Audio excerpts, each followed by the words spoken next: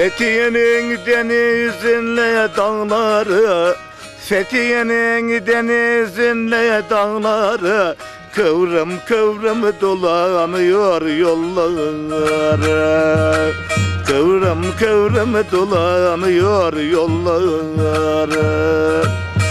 Obalarda atla gezer beyleri, obalarda atla gezer beyleri, kınalıdır kızlarının elleri. Kınalıdır kızlarının elleri.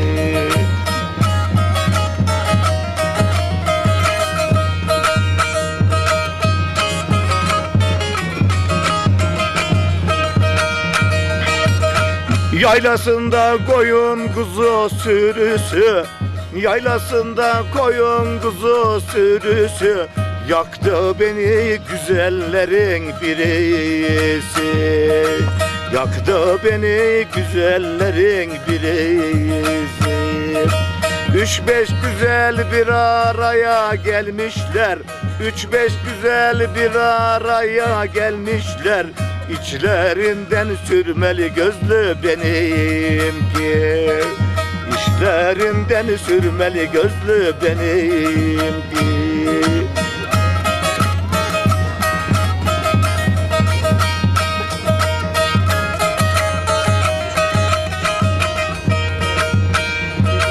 Çıkar gelir yaylalara yazları, çıkar gelir yaylalara yazları, pınarlardan su doldurur kızları.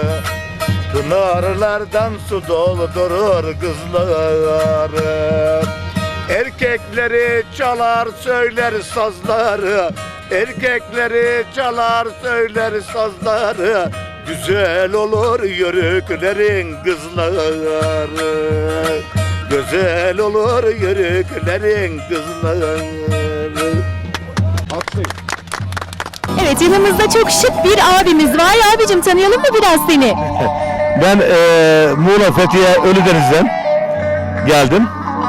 Adım Caner Yağlı. Bütün böyle yörük şenliklerine, etkinliklere, deve güreşlerine Curam'la beraber giderim. Cüre çalarım, 3 telli bağlama çalarım. Aynı zamanda kendim yaparım. Bugün de buraya ilk defa geldim, hoşuma gitti.